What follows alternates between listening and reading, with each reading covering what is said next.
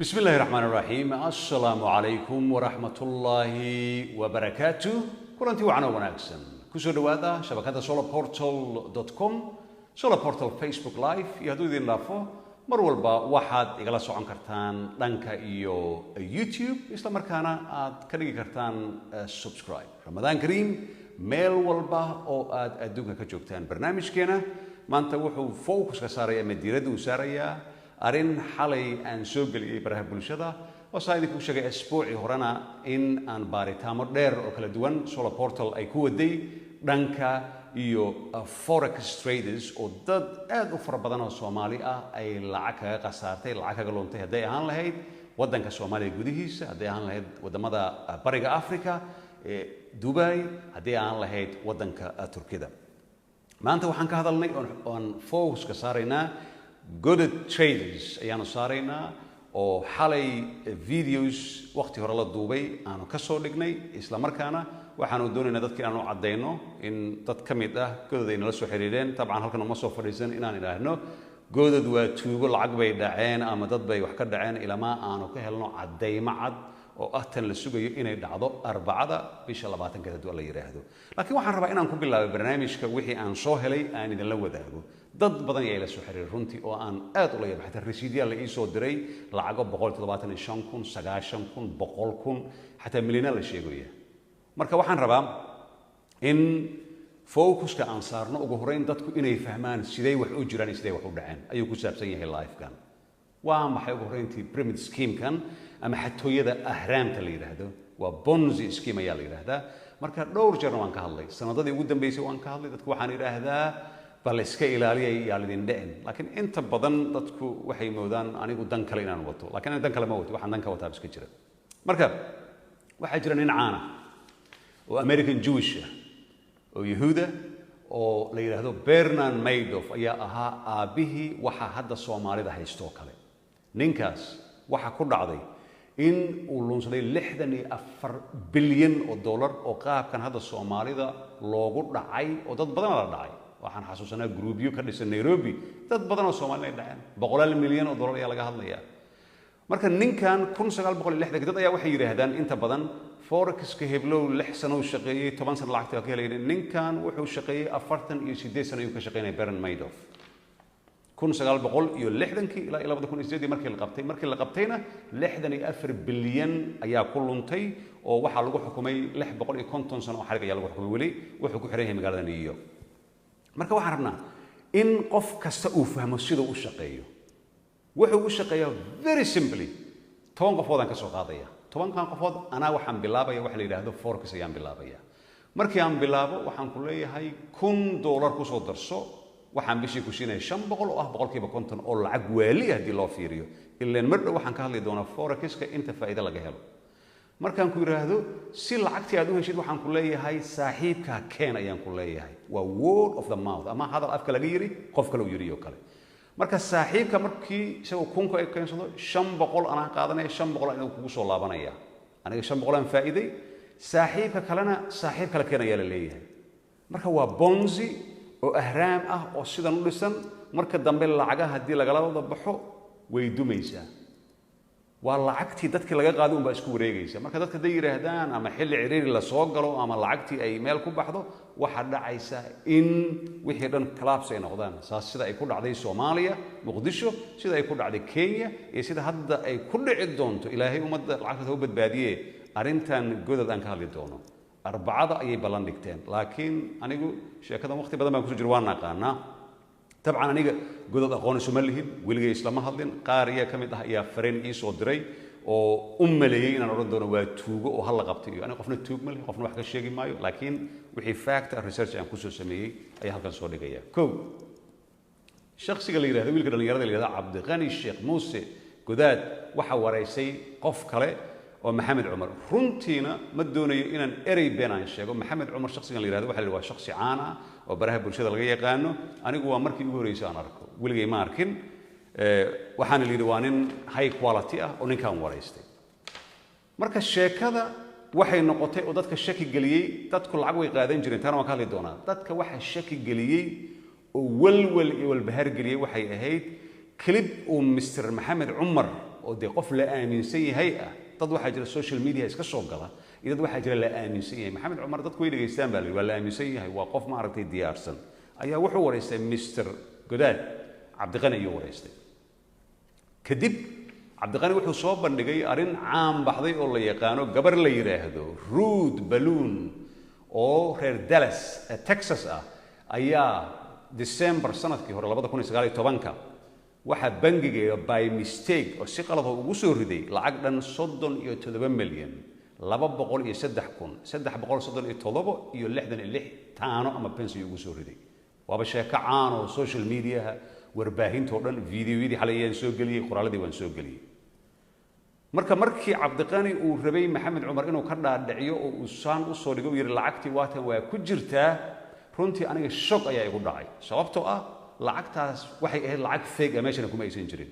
isagoo kulay Cabdiqani waxa laga yaabaa in uu ku dhaadhicinayay dadkii Istanbul isku qabsaday oo lacagteen ayaan doonaynaa ama waxaan doonay ilaa iyo bishii March dadka qaar kood February ay ugu dambeysay qaar March ay ugu dambeysay lacag inay helaan marka qofku markuu lacag badan oo gasto shakiya galaya kadibna wuxuu isla markii soo galiyay shakhsigan Maxamed Cumar la yiraahdo wareysay waxa la yiri waa certified business and performance coach ayaa la yiraahdaa oo wareysanay wuxuu kale soo galiyay marka aan aragnay 10 milyan iyo xogaa lacag ka yar lacagtaas oo ah lacag hadii aad ku qortid iminka Google fake bank account oo image aad tiraahdo ku soo baxaya marka dad ayaa waxay yiraahdeen xalay soo qoray waxay yiraahdeen tusaale ayuu ka waday ee kama wadin lacagta ku jirtay taas ma dhacayso sababtoo ah hadalka waxa ku jiray inuu yiri waxaan qarinayaa walletka ama boorsada dadka cryptocurrency ka shaqeeya ama forex ka shaqeeya wallet macnaheedu waxay tahay waa live waa real marka Cabdiqani wuxuu rabay dadka investorska maalgashiga sameeyay ama lacagta gashay in uu ka dhaadhiciyo in 37 milyan ay meeshay ku jirto iyo jajab iyo 100,000 oo kale oo wallets kala duwan isaga ayaa yiraahday ma dhihin videoga cadaan meesha u taala marka arintan waxay noqotay arin dad badan oo Soomaaliya shock ku noqotay marka dadkii ila soo xiriiray ilaa xalay boqolaal qofood ayaa la soo xiriiray Facebook iyo email ay soo diray su'aalaha aan weydiinay simply waxay ahayd lacagta aad geliseen waa imisa qof wuxuu leeyahay 100,000 ayaan geliyay qof wuxuu yiri 157,000 waxaan ka soo qaadanayaa tusaale 100,000 return ka meeqa heshaan meeqa faa'iidaysa bishii 80% marka macnaheedu waxay tahay kambaniga godaad markuu qof lacag uu ka qaado 100,000 bishii 80 uu igu keenayaa waa wax aan la maqlin adduunyada taariikhda historyga oo maalgashiga iyo investmentiga laga maqlin adduunka waa ahraamti sababta qof keeni kara male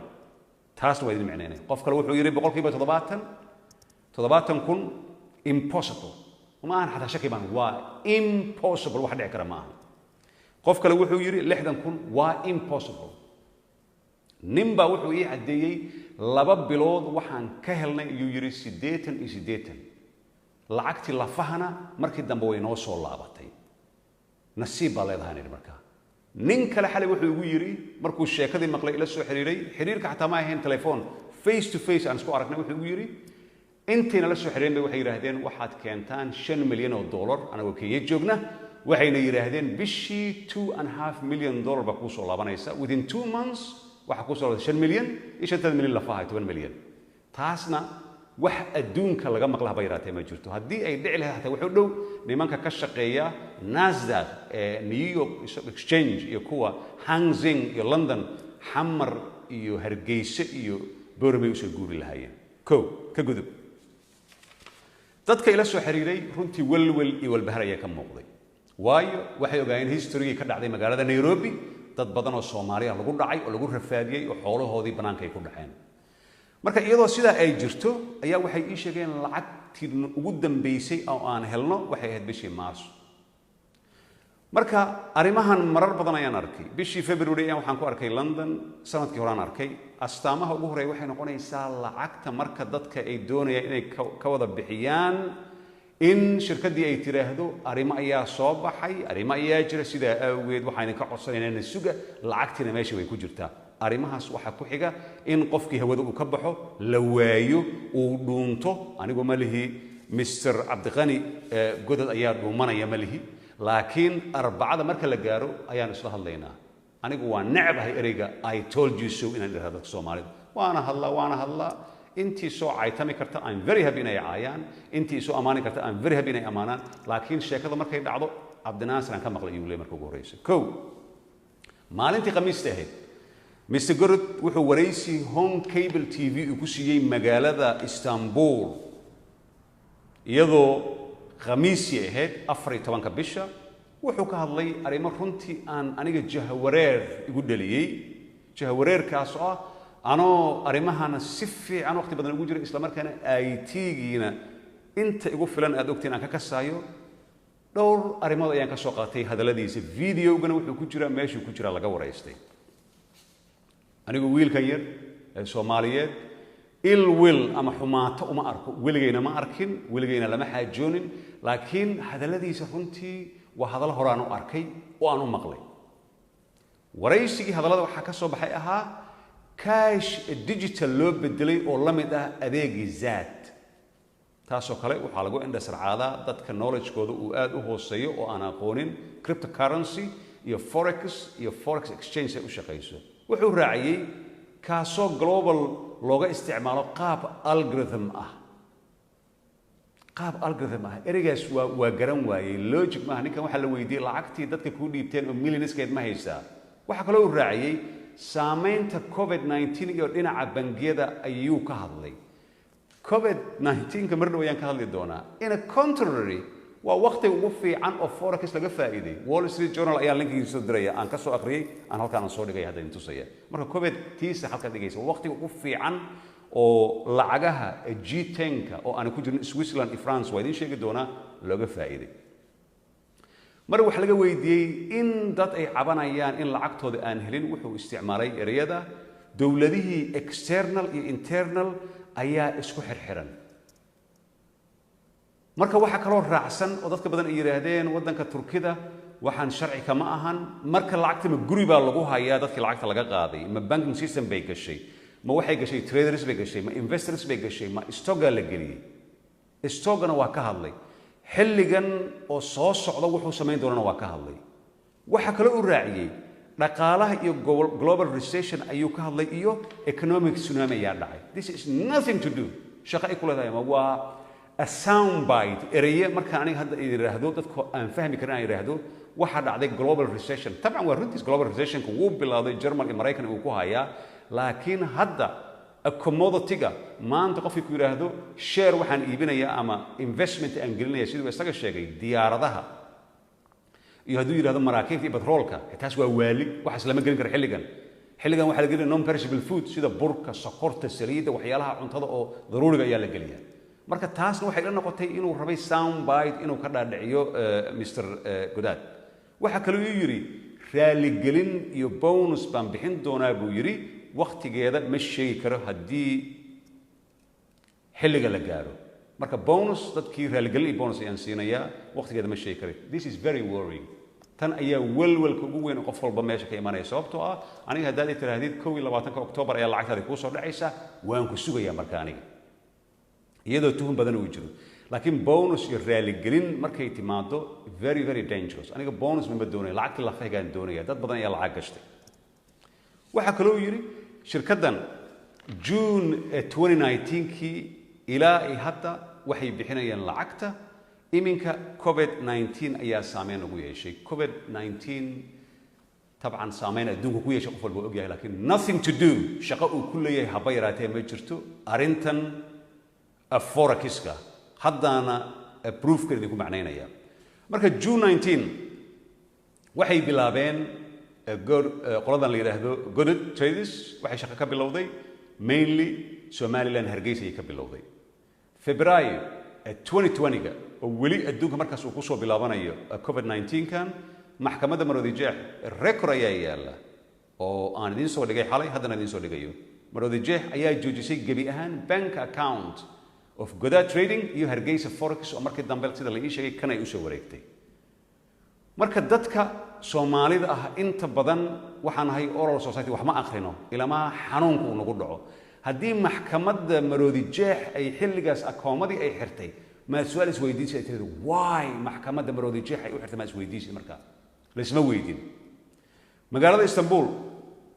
ayaa dhowr jeer lagu kulmay oo mudanaha iminka uu ku sugan yahay si arrimaha lacagta loo xaliyo ugu dambeyn waxaa la ballansaday arbacada in la isu yimaado si lacagtii u soo bandhigo marka justificationka uu sameeyey raaligelinta uu ka bixiyey beentan tan de waaba boqolkiiba boqol waa been markuu yiri 37 milyan iyo 203,000 ayaa igu jirta akaanka markuu yiri taas waa been boqolkiiba boqol waa been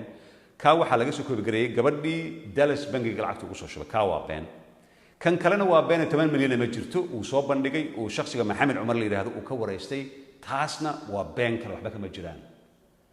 marka ma waxa idin leeyahay ninkii lacagtii oo dhan waa liqay wali idin lihi arbacada ayaan sugaynaa maxaa ka horeeya laakiin waxaan aragnay tii Nairobi ka dhacday intaasoo milyan oo dollar Soomaali laga dhacay waxaan soo helay evidence badan 10 badan aan ka sameeynayo oo live noocan oo kala ah meeshay ku sugan yihiin lacagtii meeshay taalo lacagta waa la kala qaatay qaarna dad waxa ka dhacay ajaanib ayaa ka dhacay qaarna iyaga qaatay ummadiina lacagtoodii ay shaqeynayeen intay dhashay ilaa hadda waa laga qasaariyay koow sida caadada forex monthly profit ka indhaha si fiican u fura waayo waxaan idin sheegay 80% aan idin sheegay 70 60 ayaan idin sheegay marka boqolkii kun wuxuu noqonayaa 80 kun waa wax waali runtii aan aniga aan weligeyn aan ku fikirin in Soomaali laga dhaadhicin karo sida caadada forex-ka monthly profit wuxuu u dhaxeeyaa 1 to 10% iyadoo ay ku xiran tahay lacagta aad gelisid iyo riskiga low risk hadda kala sheegay low risk low profit high risk high profit high risk 1 iyo 10% markay u dhaxayso 10,000 oo dollar markaan ka sameeyay 100,000 qof yiraahdo 80,000 ama u yiraahdo 90,000 baad ka sameynaysaa haddii aqligaagu aanu ahayn kan digaag oo kale waa inaad fariisto oo tiraahdaa this is not possible this is not sustainable inaad tiraahdaa marka qofkii 1 million dollar keenay oo 10% 100,000 bishii la siiyey that is impossible marka 1 to 10 hadday waalato adduunka waali ay ka dhacdo 15% haddii adduunka uu rogmado oo waalidii la dhaafana 20% waana 20% waaba waali laakiin lacagtaada in lagaaga qaado waxaan ku keenayaa 30 40 50 60 70 ilaa iyo 100 waxay la mid tahay qof inaad tiraahdid lacagtan waan hayn kari waaye adiga ku baashaal inaad tiraahdid ku noqonaysaa aqli iyo logic shaqeynaha bayraatay ma jirto okay profit ka markaa waxaa maqlay from 40 to 30% waxa ay ku dhici kartaa kaliya the highest risk ever la geliyo oo aad tiraahdid Maraykan ayaa haddii aad stock aad galaysid ama lacagtaada meel kala duwan la gelinayo oo aad tiraahdid Maraykanka ayaa Canada weerar ku qaaday haddaad u galaysid oo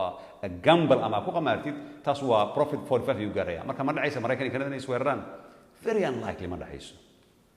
coronavirus iyo forex waan maqlay horaan u maqlay dadka lacagahooda intay qaateen yiraahdeen waxa dhacay dhib ah Christmaskii New Year-kii baa la soo galay lacagtii way ku jirtaa waa intuu si kale yiraahdeen oo lacagtii intuu si kale waayeen by the way lacagahan legal ma ahan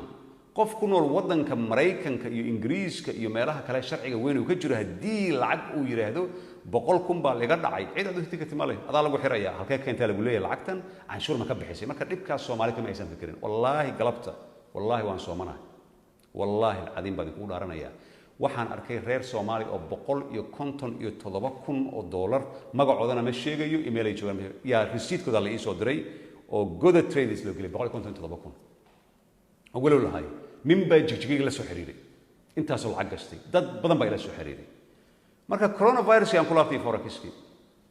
inta badan dadka lacagaha lagu aaminay waxay marmarsiye ka dhigtaan coronavirus ama arrimo kale oo adduunka ka dhaca inta lagu jiro covid-19 dadka ka faa'iiday forex-ka waa dadka dollarka ayaa ka faa'iiday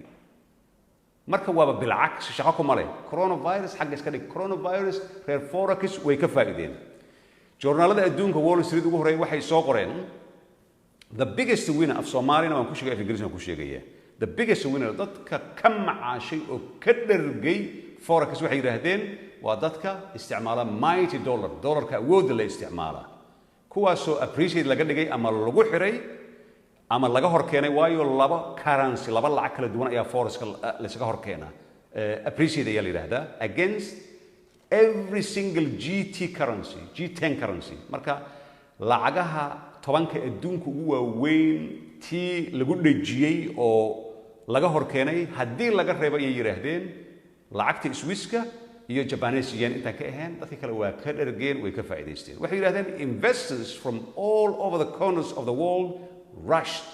maal gashiyaasha dadka lacagta gashta oo adduunka oo dhan waxay ku ordeen lacag ka sameyntan aad ka looga faa'iiday adduunka dhan ay ugu tageen iyagoo dollarkii noqday markii coronavirus uu soo dhacay sababtoo ah commodity petroleumkii travelkii wixii dhan way dhaceen lacagta exchange-ga waxay noqotay haddii laga reebo Swiss franc iyo Japanese yen dollarkii wuxuu noqday kan ugu fiican iyadoo laga baqayo recession-ka marka wiilka wuxuu isticmaalay recession-ka actually in a contrary waxay u tahay in laga faa'iiday u tahay marka waxaan iminka idiin soo gudbinaya idiin sheegayaa waxa dhacaya qofka muslimka ama ogaan karo iyo qofka bani aadamka ma ogaan karo waxa dhacaya laakiin haddii xogoshu iyo kuleel badan uu yimaado saxan saxa ay soo socoto qofku waa oran kara waxa laga yaabaa galabta roob inuu da'o qabow badan hadduu dareentid waxa laga yaabaa baraf inuu da'o arbacada waxa dhacaya idiin sheegaya marka insha Allah hadduu alla yiraahdo ay aan noolnahay haddii la kulmaba malayn maayo lacagtii qof walbo Soomaali ah laga hayo in uu gacanta ku hayo godad whatever the reason is cadow cid ku ma jirto cid ka soo horjeeda ma jirto waxa la leeyahay lacagta ayaan ku tusaya haddii lagu yiraahdo lacagta haddii physical la isku dayay in lagu tuso waa impossible oo millions qol ku jirta adduunka haddii lagu qabto baxar baad ku galaysaa waxa la isku dayay oo history ah annaga ma samaynin beenna kama sheegin iyaga afkooda iyo wajigooda lagu arkaa waxa la sameeyay oo history ah in 32 milyan oo gabadhii Mareykanka ahayd iyo 10 milyan fake Google laga keenay in meesha la soo dhigay dadkii 80% ka macaashi jiray haddii lacagtoodii iyo lafahoodii ay helaan iyo bonus iyo raaligelinta ilaahay baa wax walba awoodi karo way ku farxaan way dhaqaaqayaan in my experience banaadin baan qad waa gali karaa in my experience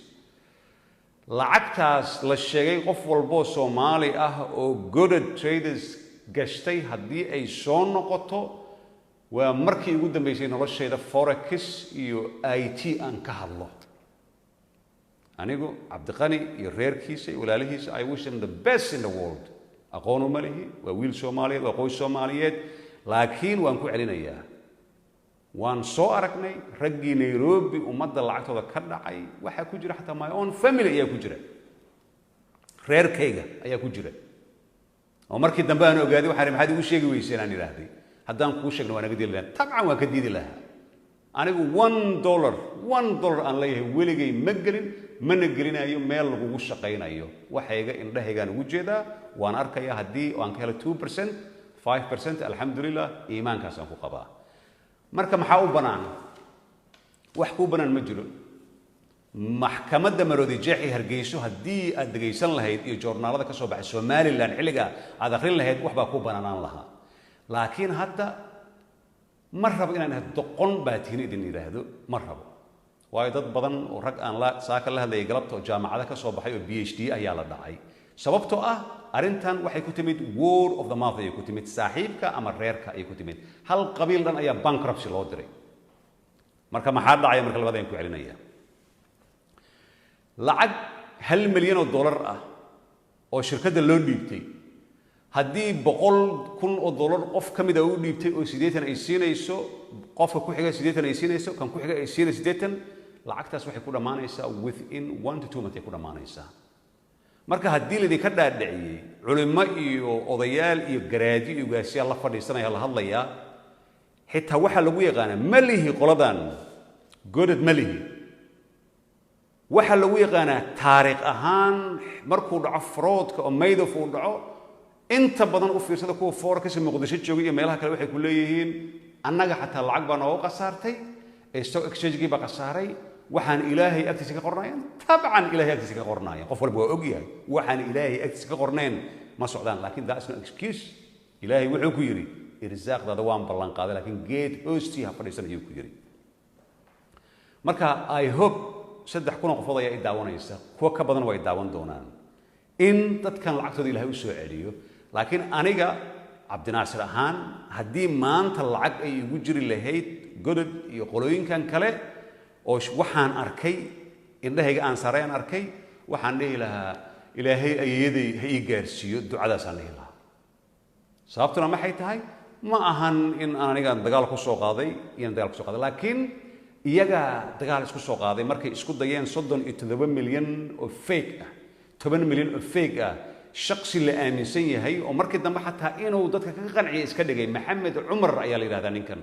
maxamed cumar aniga aqoon uma leeyahay maxamed cumar waxa la yiri waa coach certified business and performance coach ayaa la yiri ma aqaan aniga aqoon uma leeyahay this is the first time aan arko been sheegay maayo waa Soomaali marka Bernard Madoff ay ku dhacday hays orina dabaalin baati waayo Hollywoodkii buu ku dhacay wuxuu ku dhacay kuwii Holocaust survivorskii waa manageradii ugu weynaa waxaana shaqada ay socotay 48 years dad baa waxay yiraahdeen shirkad hebel 6 sano inoo shaqaysay 6 sano iska daay haday konton sano ay ku shaqayso maalin bay ahraantu soo dumaysaa ahraantu maalin bay duntaa waxay u dumaysaa lacagtii ayaa hal mar la wada weydiinaya marka arbacada marka la gaaro hadal kale ayaa isoo gaaray laakiin anigu ma jecli runtii hadal isoo gaaray oo aan hubin inaan meeshan ka sheego qof baa Istanbul igala soo xiriiray wuxuu yiri shakhsigan baasaboorkii Soomaaliga ah waa iska dhigay baasaboor Djibouti buu qaatay is a matter of time inuu wadanka ka dhuunto Allah bi yaclam ma dhihi karo intaan soo fadhiisan ninkan uu dhuumanaya waa tug idin oran maayo waayo wax cadeyna ma hay ilama cadeyn ahay Solar Portal waxaad ku barteen wixii cadeyna inay soo bandhigto marka dadkii bilihii November 2019 ilaa February 2016 la siiyay lacagaha waxay ahayd Ponzi scheme oo lacagahooda baa loo quudiyay marka dad baa waxay u yiraahdeen Cabdinaasir wallahi waxaan u aaminay lacag November ilaa February lacag bil walba waan la siiyay tabcan Bernard Madoff 46 sano ayuu siinayay markii uu labadii sano ugu dambeysayna $64 billion can you imagine $64 billion waa lacag aad u weyn marka waa lagu siinay waa lagu quudinaya sababtoo aniga haddii aan furo maanta Solar Forex haddii aan furo waan haystaa waan furay laakiin lacag dadka ma qaadanin dad badan dad ku xiraa haddii aan furo oo aan ku yiraahdo 100,000 ii keen bishii markay dhamaato tiraahdo war nimayahow xaalku waa xun yahay isugu inaado qof ii aaminay ma qof lacag ii keenay male bisha ugu horeyso waan ku quudinaya maxaan ku quudinaya lacagtadii aan ku quudinaya waxa laga yaabaa xataa 100,000 aad ii keentay 80 inaan ku siiyo profit ah 20 aan qaado والله بالله تالله بان كل artay Muqdisho caasimada Soomaaliya intaan hadda joogay waxaan arkay dad masaakiin ah dad maaragtay aad u liito oo la dhacay aan arkay dhamaantood waa la dhacay marka waxba ay dhihin ana ka faa'iiday oo arkay of course waa ka faa'iiday 3 bilood ka faa'iiday bal ii sheega qof Soomaali ah oo 80% qaatay hal sano oo buuxda ha ii soo sheego ana beenaal noqonay waa lagu daajinaya waa lagu soo xirigelinaya marka lagu soo xirigeliyo fariinka ayaa lagu qabanaya marka lagu qabtana gaariga ka dhaxbaxaysa taas ayaa dhacday marka arbacada marka la gaaro hadii lafahaaga iska daayay 5% iska daayay 1% hadii aad heshid gacanta ka dhanko Mr. Godod iyo qolooyinka kale ka carar meesha laakiin hadii aad sugaysid qof walba oo Soomaali oo lacag meesha ugu jirto oo meel walba jooga haduu sugayo Istanbul ba dambiilo lacag lagu wada ayaa idin keenaya waa idin qaybinaya waad hurdaysaa waad riyoonaysaa hurdada ka tooso riyow ingiriisku wuxuu yiraahdaa smell the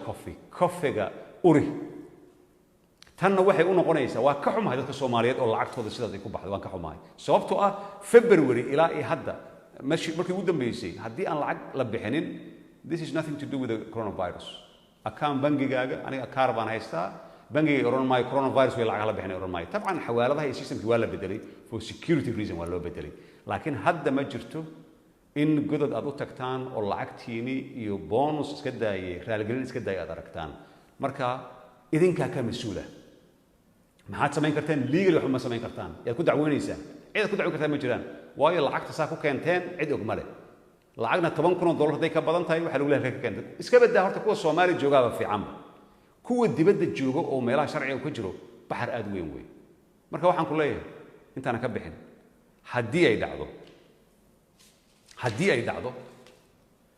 in mustaqbalka forecast aad galaysid wixii ka badan 10% ama 15% shaki ka galo lacagtada waa ka lumaysa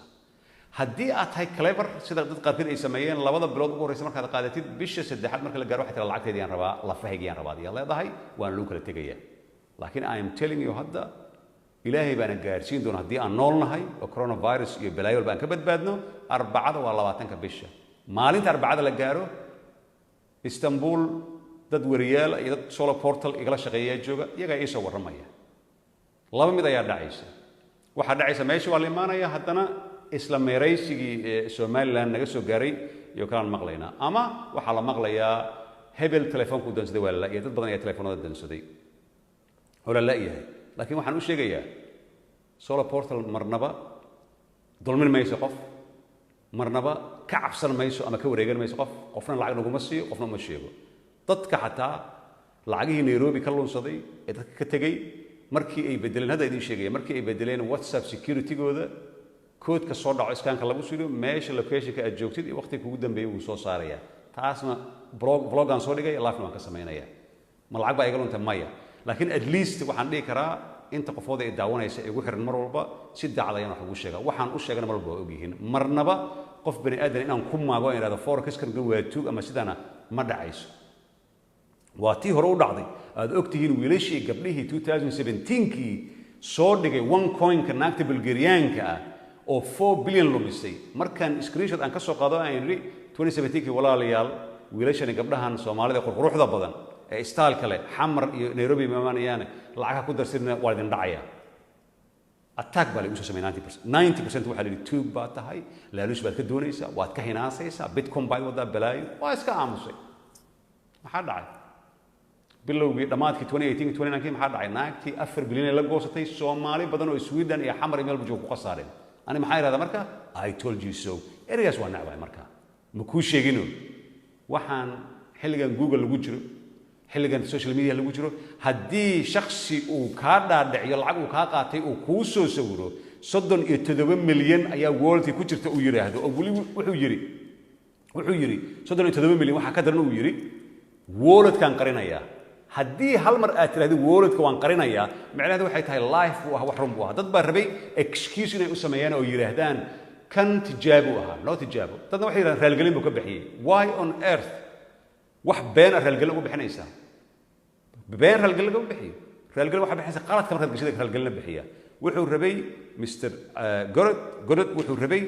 in dadka uu ka dhaadhiciyo isagoo isticmaalaya magaca Maxamed Cumar in uu ka dhaadhiciyo dadka tan kale forex iyo coronavirus shaqo isku leeyna bayraatay ma jirto hadda xilligan ayaa ugu faa'iido badan tan kale muhiimka digital iyo zaad shaqo kuma leh algorithm waa ku shaqeysaa tabcan laakiin algorithm waa strong words oo dadka inta badan ma fahmaan algorithm hada tiraadid horay kaaga qaadanayaan tan kale sheekada kale oo ah global recession economic tsunami kuma dhicin adiga cash baa lagu keenay adaa haysatid marka aniga waxaan dhihi lahaa dadka xataa baqtiyana sib u sameeyay Cabdi Fataax Cabdi Qani ayaan filayaa godad حتى لعقتي ما وده هيجد وأنا أوجه for sure 100% لعقتي لن ما هيجد واحد هيجد واحد هيسا ضدك حتى السي خير مجال لما واحد وصل يسا إن عاد بختي أنا سيب وصل يسد وترى هديد بقول قفوت أنت نسين كرا أنت قلقيب صدا لكن لعقتها ما هيجد أنا we know and you know that very well صوبته وحن في ليا ويليرو دليرو مستقبلي بعتها هاي أظن دلنا بان وحن الدنيا ذن هرت هذا أنجوجني وحياله بدن أنكاجا مركز إذا أول لعقتي ما هيجد waxa ku dhaanta inta TV adu yeeran lahayd waran lahayd recession iyo tsunami waxa oran lahayd waxa tiraahdaa sida nin rag oo kala soo fadhiiso advice baan ku siinay waxa tiraan walaalayaal lacagtii aad gashateen stock-aan galinay stock waa lagu qasaaraa especially high risk markuu yahay waa lagu qasaaraa haddii aad galisid commodity Febraayo bilowgeedii haddii aad diyaaradaha iyo aad galisid petroleum ka galisid waa ku qasaaraysaa sida dad badan Soomaali ah iyagoo cadaan u dhigtay Ruush ama Mareykan u dhigtay ugu qasaareen soo fadhiisaan dhila aniga social media soo fadhiiso walaalayaal waxa tiraahdaan lacagtii aan idin hayay dhamaanteed way luntay meel baan galiyay adigu waxa ugu daran adoon haysanin oo qof kale uu ku baasharay lacagtii ayaa adaal u yaqaan dush laga saaraya marka dadka soo ag fadhiiso marada jeex baa ka isaajid Febraayo maxkamadda Somaliland baa ka isaajid marka dadka soo ag fadhiiso waxa tiraahdaa walaalayaal iga raali ahaada lacagtii waxa way iscuntay stock ya cunay billions ayaa lunta Tesla ninkan sameeyay oo California hal Twitter uu soo qoray 40 billion ayaa ka luntay oo stock isa ka luntay marka waxaan waa lumaan meel looga baxsada male laakiin haddii lacagtii dadkii adiga aad ka qaaday gacanta aad ku haysid maalinta arbacada ah tusid looma baahna bangiga qof walba lacagtiisa ugu dirasay taas ma dhacaysa taas haday dhacdo aniga habeenkaas ay ugu dambaysa aad aragtaan bes social media waa joojinaya ICT waan joojinayaa xir ayaan noqonayaa tartiibteed la arkay ma way iloobaysaa sababtoo ah waxaan arkayaa raxmaan ku xidhan waxaan arkayaa wax baan u jeedaa mar rabo wiilkan inay dhibaato gaartay reerkiisa laakiin qof cadow ku ahna ma jiro laakiin wuxuu u baahan yahay arintan hadda intay kulushay inuu ka gaarsiiyo yiraahdo haddii kale maalintu telefoonada uu dansado hawada uu ka baxo mar rabo inaan dhaho I told you so waa idin sheegay marka wixii ku soo kordha insha Allah waan idin soo gudbinayaa dadka ku sugan magaalada Istanbul iyo meelaha kale oo aan isla joogno kaasna ka warqabaysan insha Allah waxaan idin rajaynayaa lacagtina idin soo laabato laakiin rajo ma leeyahay very unlikely ma dhacayso laakiin lesson ayay Soomaali badan u noqon doontaa waa idin salaamaya wixii dhaliila solarportal@gmail.com wixii taageera solarportal@gmail.com YouTube-ka waa solarportal subscribe intaan hawada kulmi doono waxaan idin leeyahay Ramadaan Kariim wabillahi tawfiiq wassalaamu calaykum ورحمة الله وبركاته